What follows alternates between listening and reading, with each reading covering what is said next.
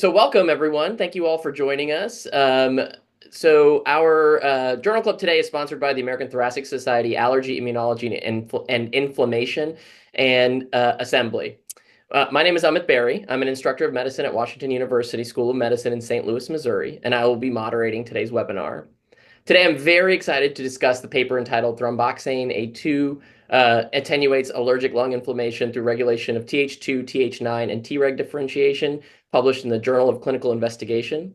We are very fortunate today to be joined by the first author, Dr. Hong Li, who is a PhD at the National Institutes of Health, the National Institute of Environmental Health Sciences, Environmental Cardiopulmonary Disease Group. He works in the Immunity, Inflammation, and Disease Laboratory with Dr. Daryl Zeldin's group at the NIH.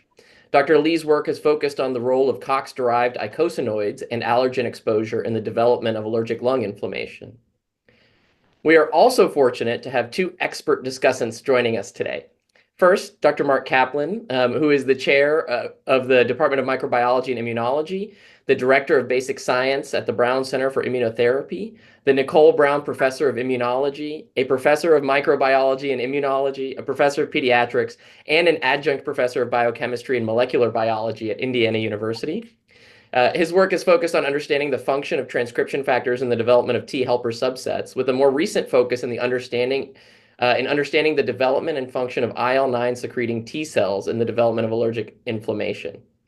And second, we have Dr. Jehan Alladina, who is an assistant physician of medicine in pulmonary and critical care medicine at Massachusetts General Hospital, an assistant professor of medicine at Harvard Medical School, a clinician investigator and instructor in pulmonary medicine at the Mass General Research Institute. Her work is focused on understanding innate immune programs underlying pulmonary inflammatory disease with a focus on allergic asthma and acute lung injury. If you have any questions for the presenter or the discussants at any time during the webinar, you can enter them into the chat. You can also unmute yourself at the end of the presentation, as we will be discussing all questions at the end. And now, here to give their presentation is Dr. Li. Yeah, thank you. Yeah, good afternoon, everyone. First one, I thank you very much for Dr. Berry for organizing this wonderful webinar. So secondly, I would like to thank you, Dr. Kaplan and Dr. Alladina, right? How to pronounce Alladina, and for attending this discussion and give us the comments. Then I'm going to our published paper. First one, I will quickly go through the background about the project to tell you why we do this study. So development of the allergic lung inflammation is a complex procedure involving both immuno and inflammatory response. In immuno phase, allergen are presented to naive T cell, which then differentiate to the T helper cell subsite to produce cytokine. This cytokine stimulate B cell grow and pro IgE antibody. In inflammatory phase, mast cell are activated and eosinophil are attracted to lungs. Those cells release chemical mediators like histamine, lutravins, and prostaglandin, which cause the bronchoconstriction and the lung edema. So one chemical mediated thromboxane A2, which causes the stronger lung airway bronchoconstriction, as well as effect on the cardiovascular system, such as the platelet aggregation and the walls construction. So Dr. Stedin lab study on arachidonic acid metabolism. Arachidonic acid can be released from the lipid membrane by phospholipase A2 in response to a variety environmental stimuli. Free arachidonic acid is then converted into biologically active eicosanoids by cyclooxygenases and P450 enzyme and lipoorganases. Prostaglandin are formed from the arachidonic acid in two-step process. First, COX-2 and COX-1 metabolize arachidonic acid into the PGH2. Secondly, synthesis then produce prostaglandin and thromboxane A2. Was formed a thromboxane signaling through the receptor called the TP receptor. TP receptor connect to the specific protein like GQ11 and G12 and 13, leading to the activation of the phosphor C, the release of the calcium, and activation of protein kinase C. Notably, several thromboxane synthesis inhibitor and thromboxane receptor antagonists have been developing with the hopes of the reduced bronchoconstrictive effects on the thromboxane in patients with asthma. So the regulation of T helper cell differentiation is complex. Upon the presentation of antigen by antigen presented cells, naive CD4 T cell differentiated into different type of the T helper cell subsite that produce cytokines. They have a variety of the effect on the immune system. For example, the naive T cell different Th2 cells that produce the cytokine L4, L5, L13, which is important for human humoral immunity and alert. So recently, there have been interest in a new T helper cell subsite like called Th9 cell. This cell differentiates into either from the naive CD4 T cell or from the Th2 cells in the presence of the both L4 and the TGF beta. They secrete L9 and L10, which have important the effect on the immune system. The lineage specific transcription factor involved in the Th9 cell differentiation include PO.1, and IRF4. So L9 affect various cell in the airway. The contribution to both the acute inflammation and chronic inflammation. So it activates the mast cell and the neutrophil, cause them to release pro-inflammatory cytokine like L1, L6, TGF beta. Additionally, L9 promotes cell, the survival and the maturation of the eosinophil here. So, and stimulate the B cell to produce IgE. So, interestingly, anti-L9 blocking antibody has been showing inhibit allergic airway inflammation and hyperresponsiveness in mouse model, and are currently in the phase 2 clinical trials for treatment of humans with asthma. So our previous result indicated the COX-2 knocked lung had significantly increased the L9, the Th9 cell compared to wild-type mice during allergic lung inflammation model.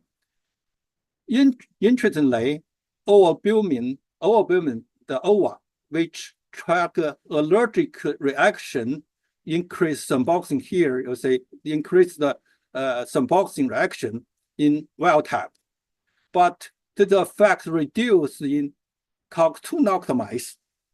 This suggests thromboxane may negatively affect on Th9 cell differentiation during allergic lung inflammation. So Th9 cell activation involved 3 signaling like other T helper cell to activation. So signal 1 is the interaction between the MHC class 2 present the allergen treated to the TCR. The second signal is the involved co-stimulatory molecule like a CD80, CD6, binding to the CD28 in naive CD4 T cells. The third signal is the IL4 and the TGF beta. These 3 signals can promote naive T cell to the Th9 cell response. So previous study has been showing the antigen presented cell express the thromboxane synthesis. You see here, like a DC cell presented this enzyme. But T cell express the TP receptor.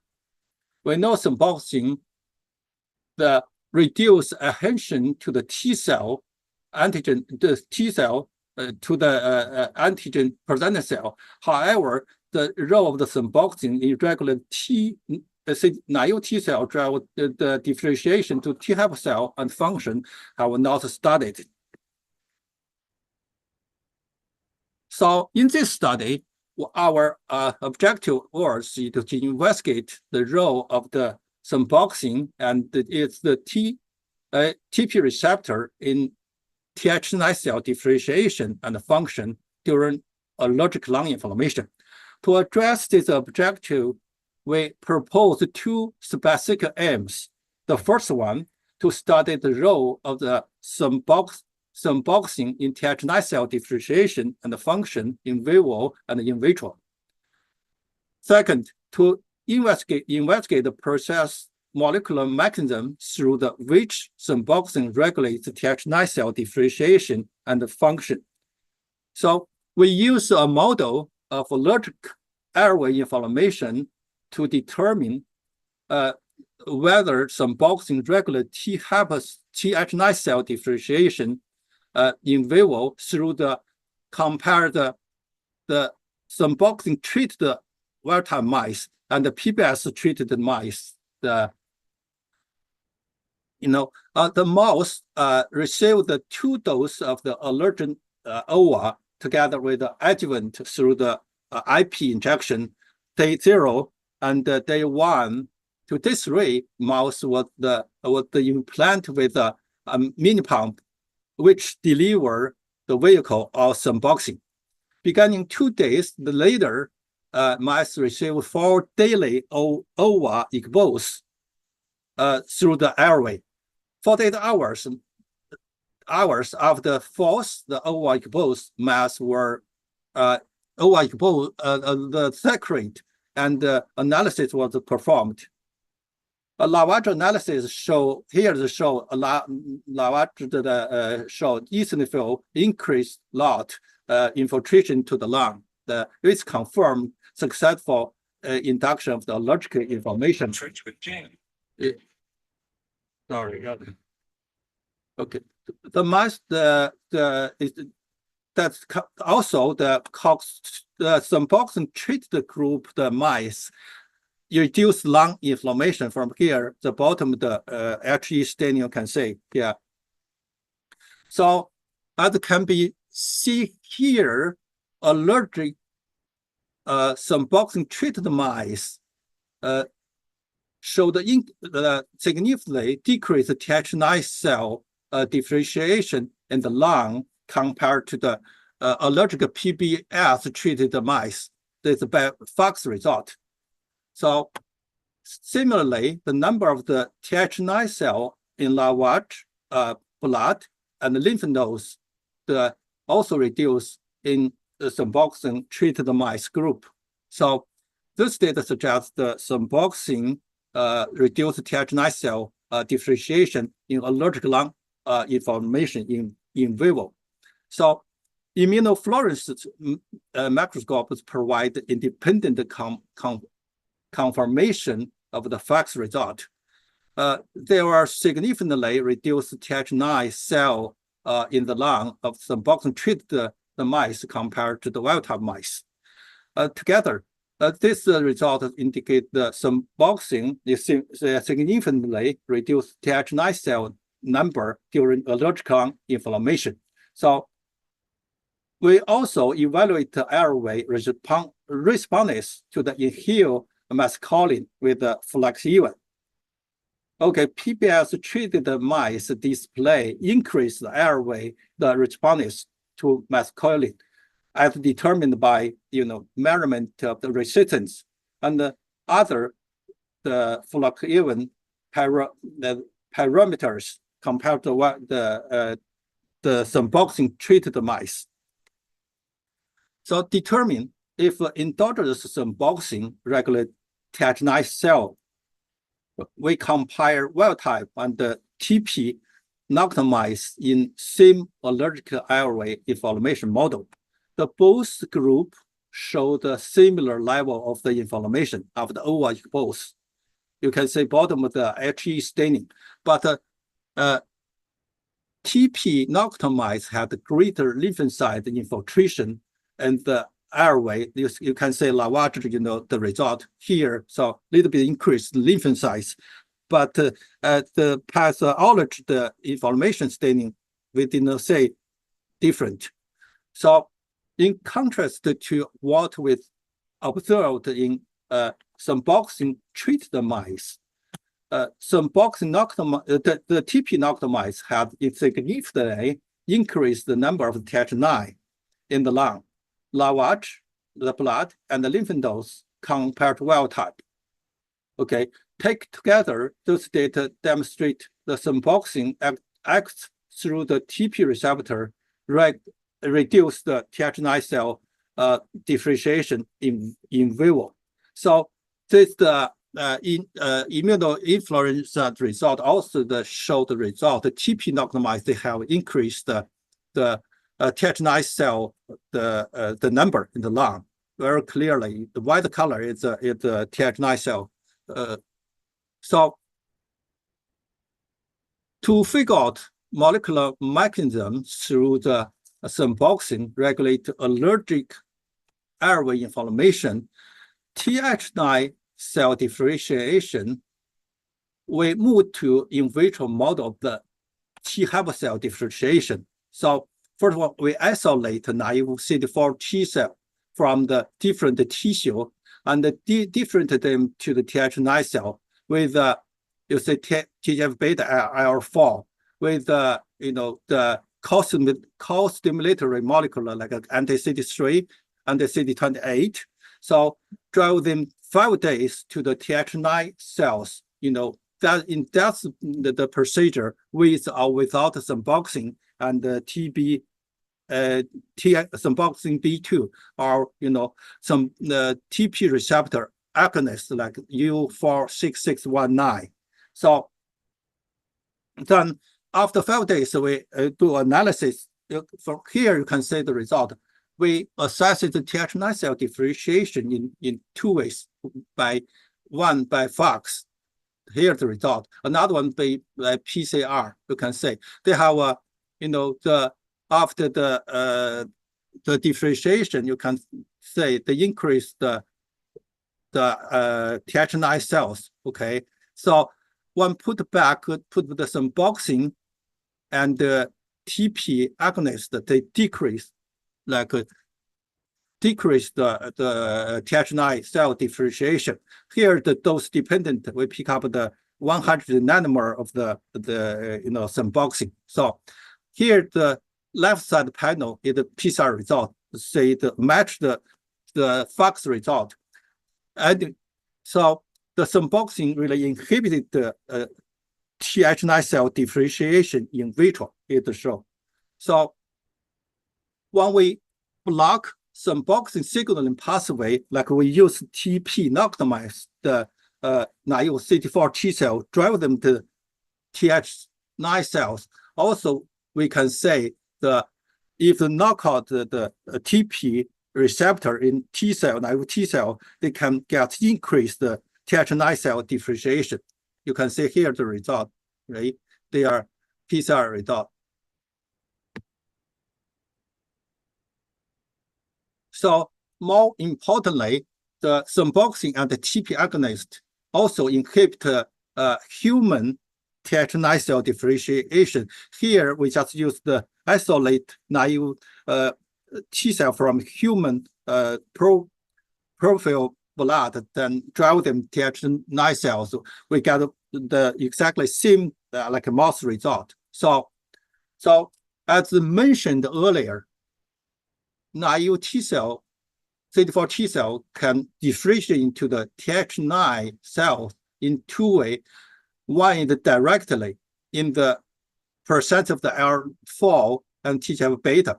Second, indirectly by first differentiating into Th2 cell with the IL4, and then into the Th9 cell with the addition of TGF beta. So symboxing may regulate Th9 cell differentiation at any of these steps. That's why here we try test the sandboxing which step that play the role. The first one, to test if sandboxing affect on the Th2 cell differentiation, we incubate the naive CD4 T cell with L4 without sandboxing. L4 induced Th2 cell described factor GAT3 and cytokine L4, both which were significantly inhibited by the sandboxing. Okay, so you can say. So this shows that sandboxing directly regulates Th2 cell differentiation. So second, to test whether sandboxing regulates Th9 cell directly from naive T cell, we incubate a naive T cell with both TGF-beta and L4 without the sandboxing, then check the Th9 cell the differentiation. You can say. So also the sandboxing the inhibit of the Th9 cell differentiation here. You can clearly say that. So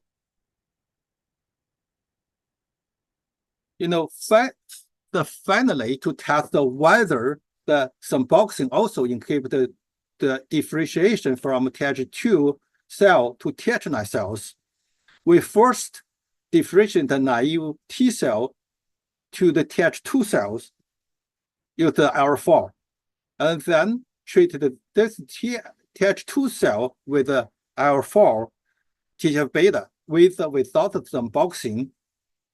Then you can say that IL4 TGF-beta potently induce Th9 cell differentiation. You can see here, right? Very clearly increase the transcription factor and the cytokine RNA L13. So but also if put back the some boxing, they inhibited. You see here all of it you can say decrease.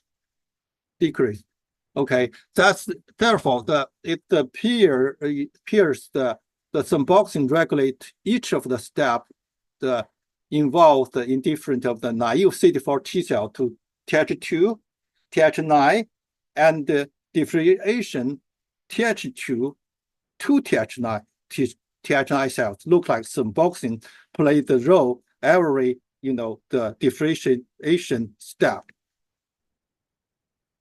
So here they also show sandboxing it regulated human the naive T cell drive to the Th2, Th9, and the T regular cell.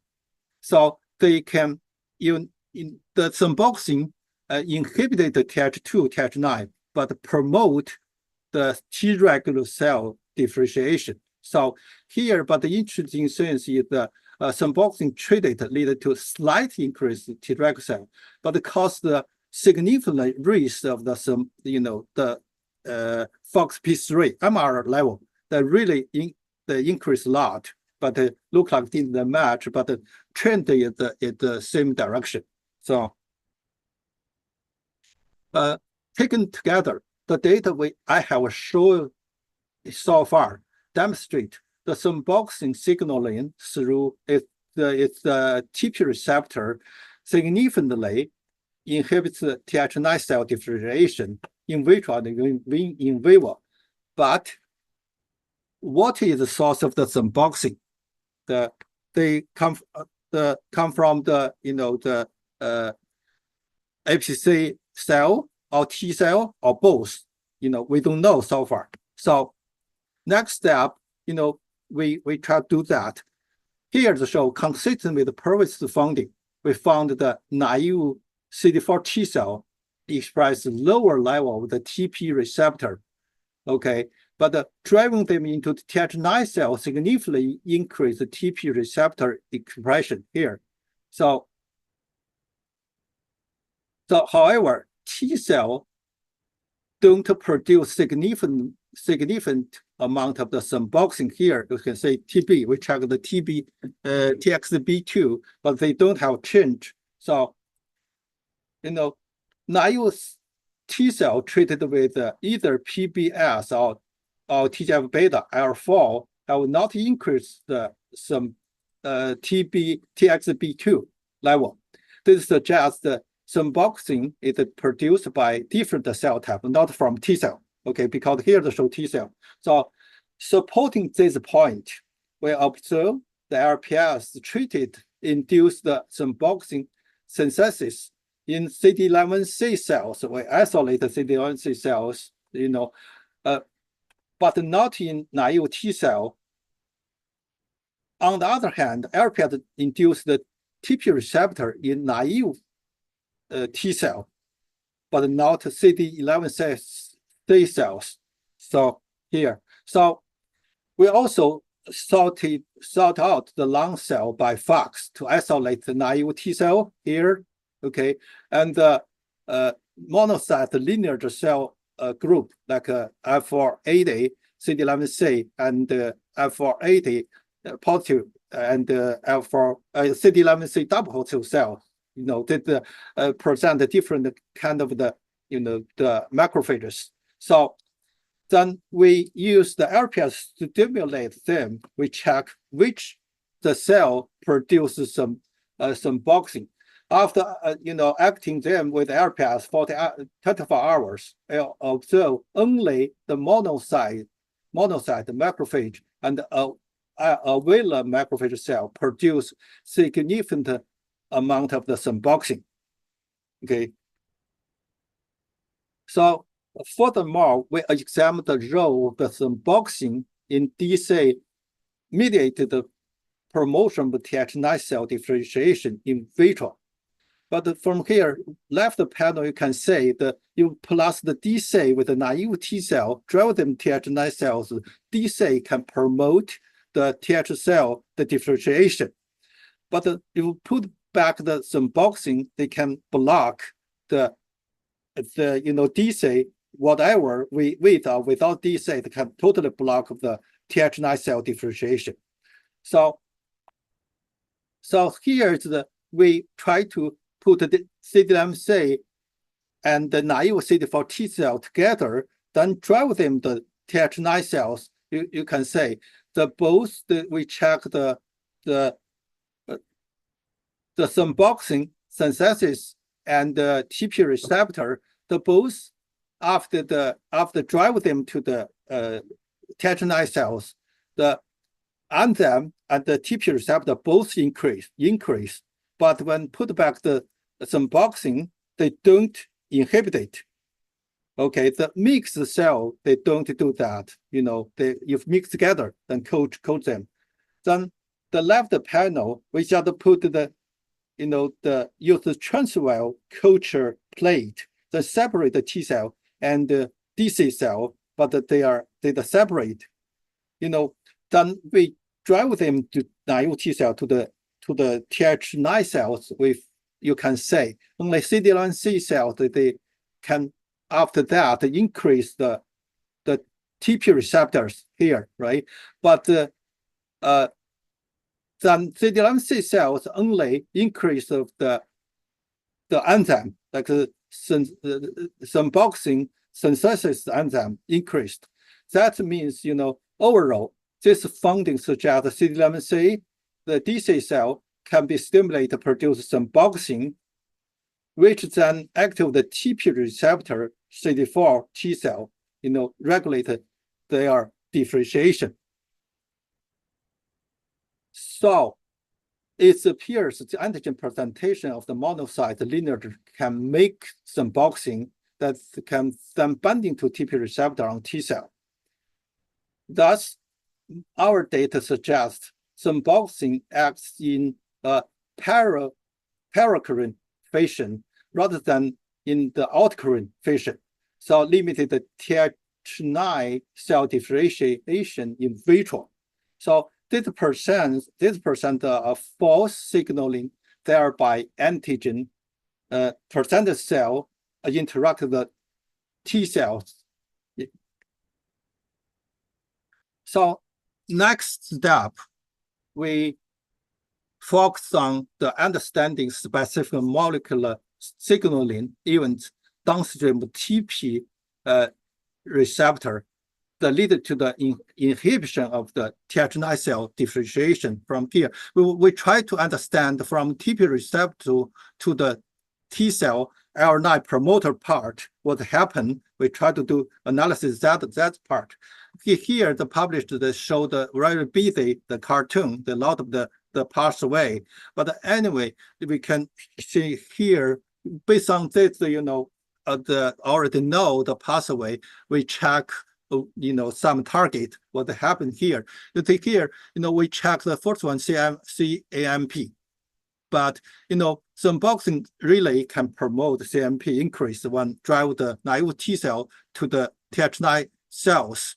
So here, if the knock down the TP receptor that block this some boxing signaling, they also decrease the CMP. You can see here. Okay, that's CMP look like involved in the drive the differentiation. So also we check the protein kinase. See here we use the pKa the inhibitor. You can say if the block here look like the can increase so some boxing can inhibit, but you put the protein A that still increase, right? But if put together the some boxing plus the pKi also inhibited, that means still maybe not go through pKa kinase here. So really complicated. For here the Western blot, we just check the Th2 what happened after the drive them to Th9 cells. You can say the increase the Th2 phosphorylate the increase, but Th9 the TP not called the T cell. If drive the Th9 cell, they decrease the Th2 phosphorylated Th2, but later they going back. But we don't know how to answer that issue. Maybe later there's something affect the feedback, regulated the signaling pathway. So here we were unable to confirm the role of the Th2 MAP kinase and some boxing effect. At the Th2 MAP kinase inhibitor alone abolish of the Th9 cell, like I show you the data. So, but therefore, while activation, the CMP, pKa, and the Th2 MAP kinase signal pathway may be important in Th9 cell differentiation, but we cannot conclude that they are definitely involved in the some boxing the effect. So ultimately, the regulation of the Th9 cell differentiation come down to regulation L9 gene transcription. The most L9 proximal promoter contain the consensus binding site for the PBX1, PO.1, LL4, NFE2, and the CROP transcription factor. It's worth to know that the PO.1 and LL4 are key transcription factor involved some boxing Th9 cell differentiation. In contrast, it is known about the role of the PBX1, NFE2, and the CROP in regulation Th9 cell differentiation. So here, first one, we check all of the transcription, expression after the drive with the naive T cell to the Th9 cell differentiation. You can say the some boxing can promote L4 increase the decrease. Okay, so but when drive the Th9 cell, the L4 is decreased. Also, you can say only decrease 50%, not all of the go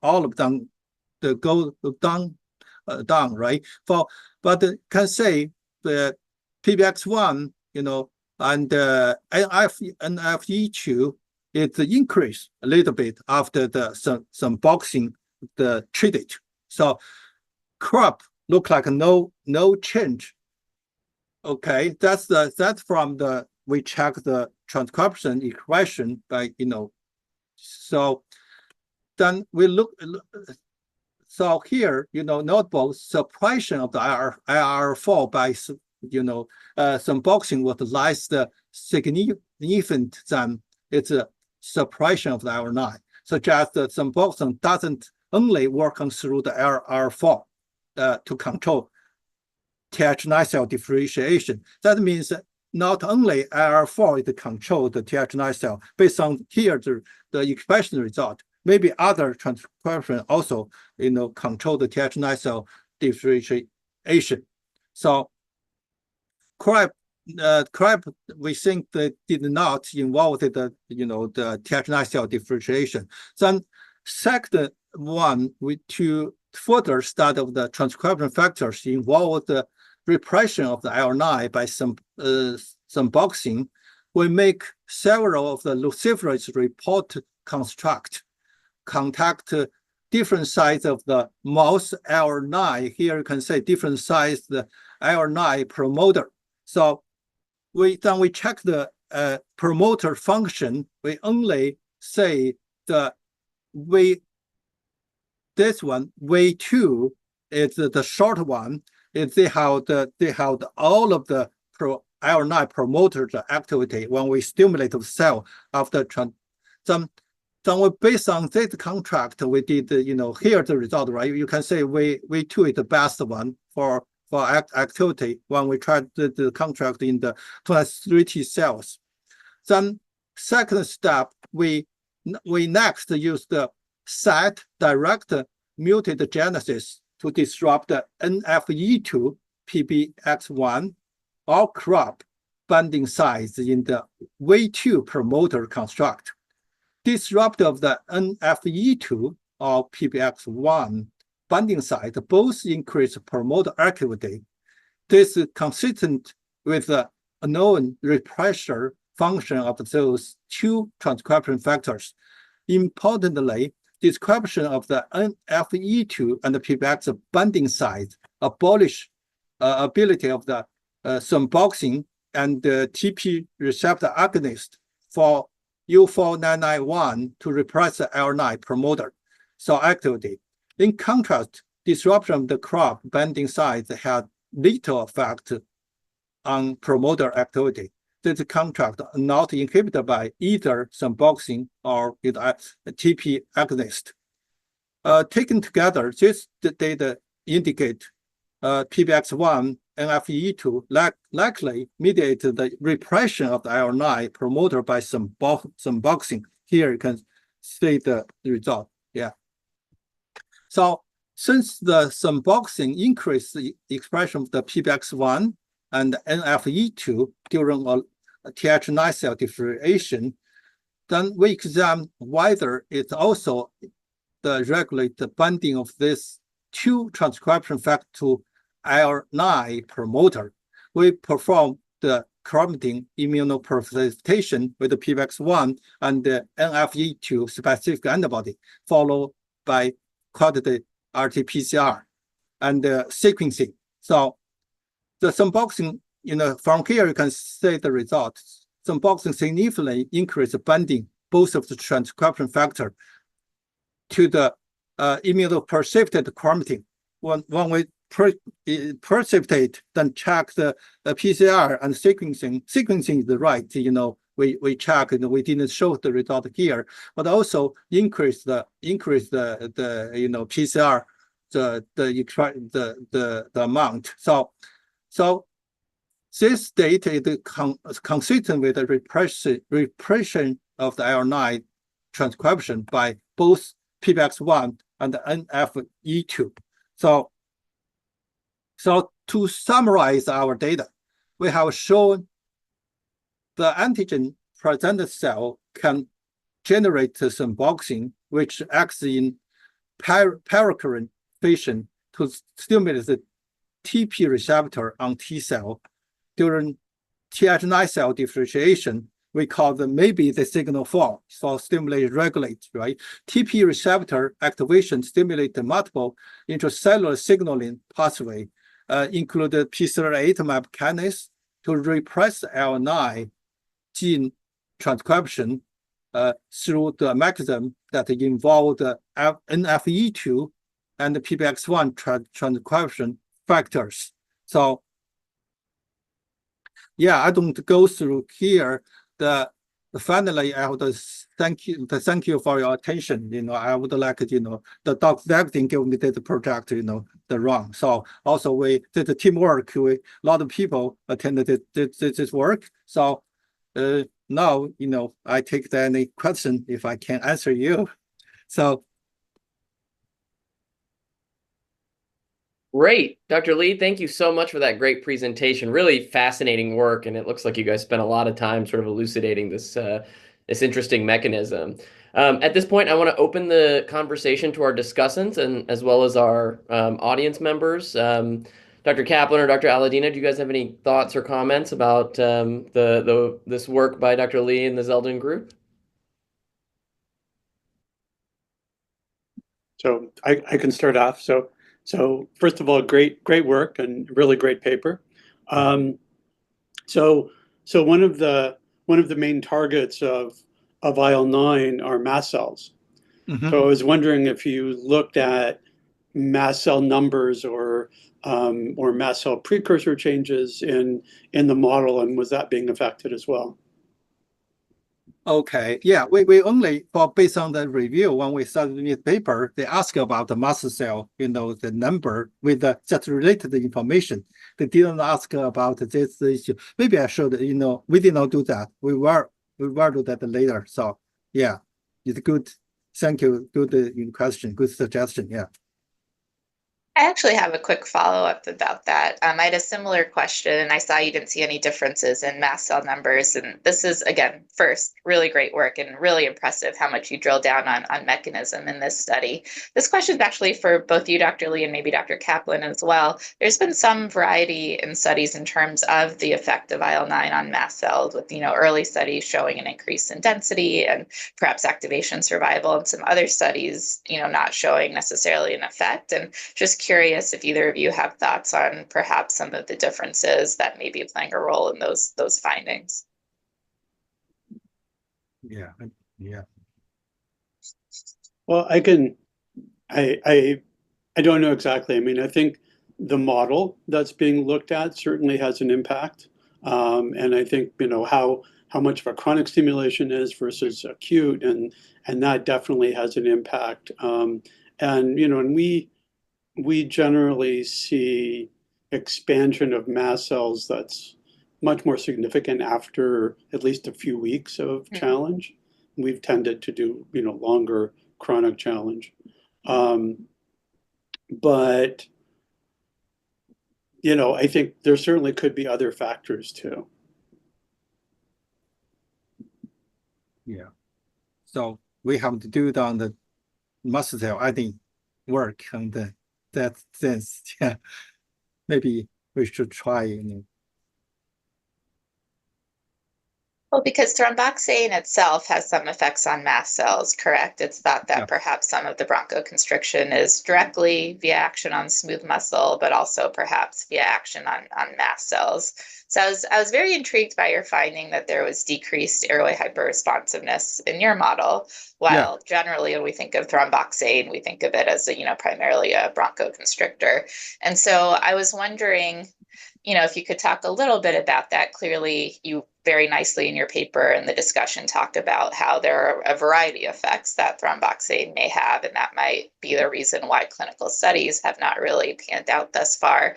But how do you have any thoughts or plans to look at it in a more cell-specific manner, or how do you think that these sort of almost conflicting interactions or effects might be playing out in vivo? Yeah, we really, this the complex stuff, right? We try to figure, because before we did a lot of the, the T helper cell, the regulation by, the prostaglandin stuff, Th17, Th9, Th2 now also we did, right? Recently we did a lot of like a single arm sequencing, almost focused on eosinophil. But I don't know, maybe not only some boxing for even this paper, right? I think for discussion part, they have lot of other proscanding. Not only the some boxing, they really complicated network, But based on this model, we only use the like eosinophil in the asthma model. So we did not try the like dust model, other model. That really complicate that.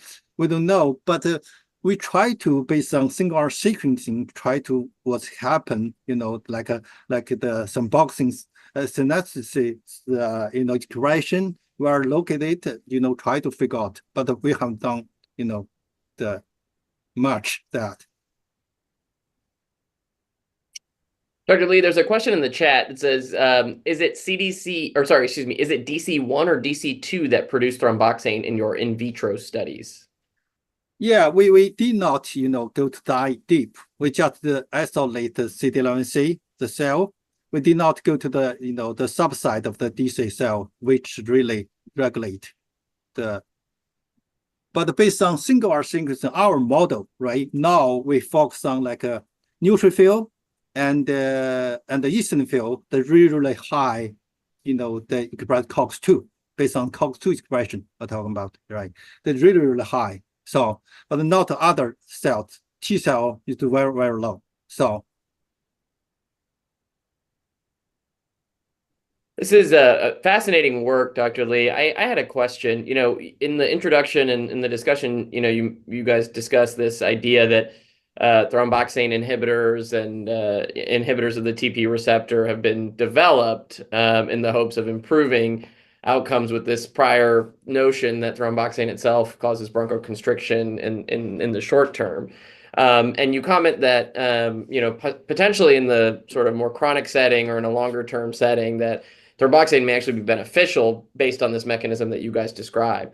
So I wanted to ask, how do you envision this playing out clinically? Do you see, it's hard to imagine somebody producing thromboxane A2 inhalers, right? Because of the known effects of bronchoconstriction. So how do you see this playing out from a clinical therapeutic standpoint?